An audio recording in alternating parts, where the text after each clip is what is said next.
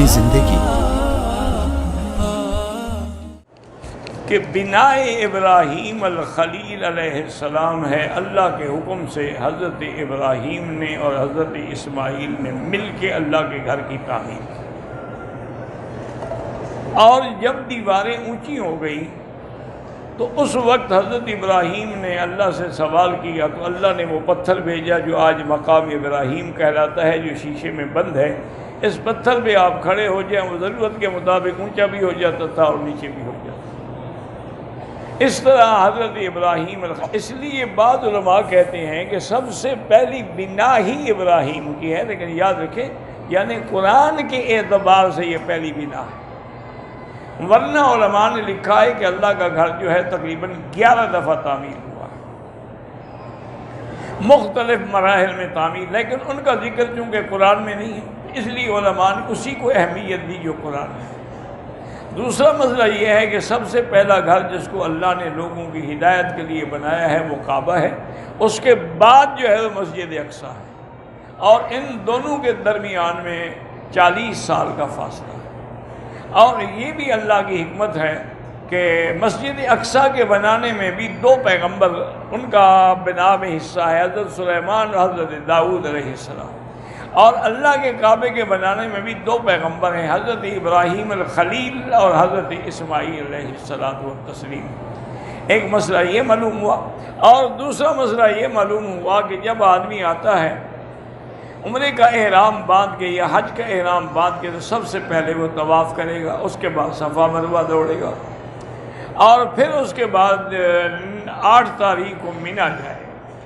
تو 5 نمازیں مینا میں پڑھیں گے، پھر 9 تاریخ کو عرفات میں جائیں گے، سارا دن عرفات میں رہیں گے، خمیس اور اپنا ظہر اور عصر جو ہے وہاں عرفات میں پڑھیں گے، اور حجۃ الوداع کا جو خطبہ ہے وہ حضور پاک نے عرفات میں دیا، چونکہ آپ کا پہلا حج بھی یہی ہے اور آخری حج بھی یہی ہے، اسی لیے اس کو حجۃ الوداع فرما کہتے ہیں، اور وہ خطبہ آپ نے اونٹنی پہ بیٹھ کے دیا ہے، لیکن صحابہ کہتے ہیں کہ یہ حضور کا معجزہ تھا کہ حالانکہ 1.5 لاکھ بندہ آپ کے ساتھ تھا اور مختلف جگہوں پر ہر کسی نے چادروں سے اپنے خیمے بنائے ہوئے تھے،